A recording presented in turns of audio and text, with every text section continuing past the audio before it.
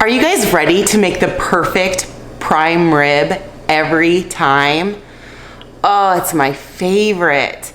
And everyone kept on asking me, how do you get your prime rib delicious and juicy and at the perfect temperature? I'm gonna show you how.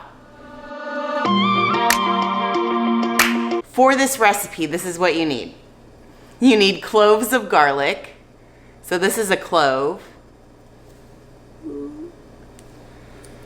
This is a bulb of garlic. Some people have a hard time with the differentiation, but this is a bulb of garlic, and we're gonna be using cloves of garlic, and we're gonna put this all in our roast. So we'll have roasted garlic throughout the prime rib. It is so delicious. I mean, who doesn't like garlic, right?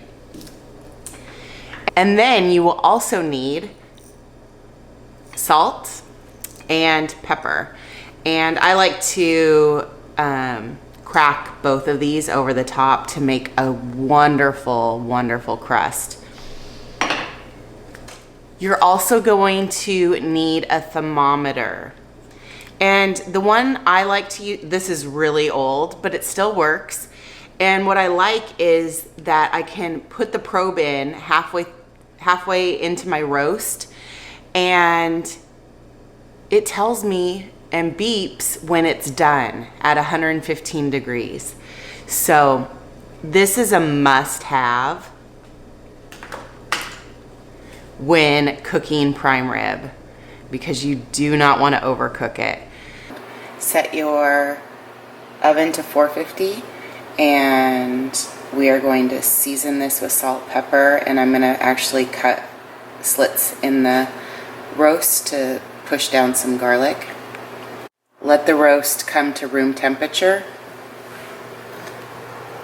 To get the peel off, you put your knife on, you smash it, and it peels like a dream. Just like that. And now we're ready to put the clove of garlic into our prime rib. Okay, so I'm just gonna do some X's and shove the garlic right down inside the roast.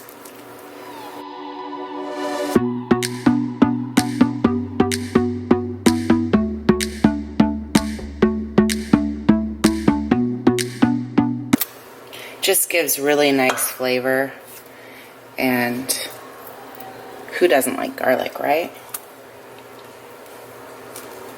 And it roasts the garlic as you cook the roast, so even more benefits. Now I'm gonna put some pepper and a really heavy hand of salt all over the top of the roast. You want to have a nice thick crust of salty and peppery crust when you bring out the roast.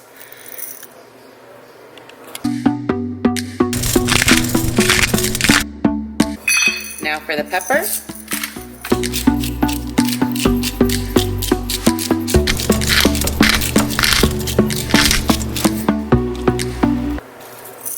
Push it in. Make sure that it's all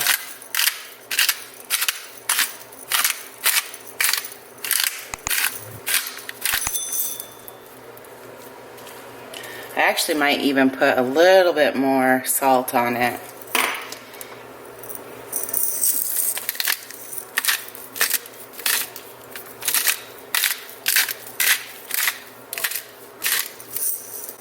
Alright, that looks pretty good.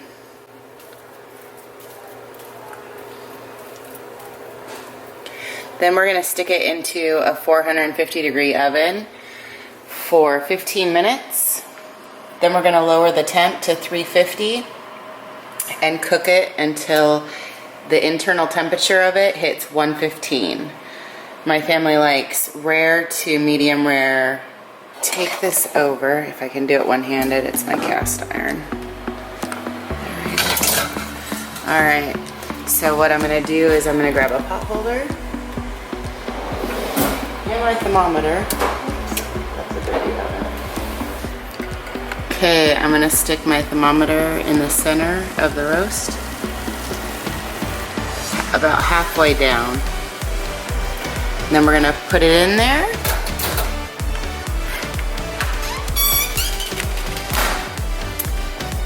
And then this is such a lifesaver. This one's kind of old, but it still works, so.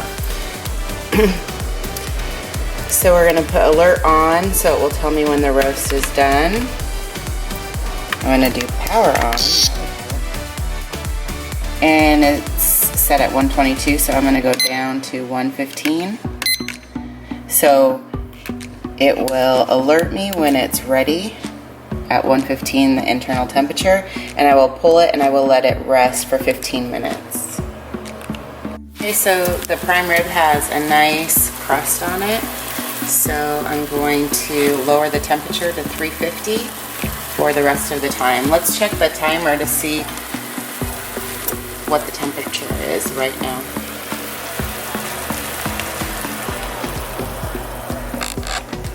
We have a ways to go. So the prime rib just came out and we're letting it rest for 15 minutes. And then we'll slice into it. Perfect. You want to have it rest for about 15 minutes. It's going to go up about 10 degrees. And so then it will be perfect, I promise. All right, so we're gonna slice the prime rib. This is super easy to use, and I always use it when I'm cutting a roast because why not? It's easier.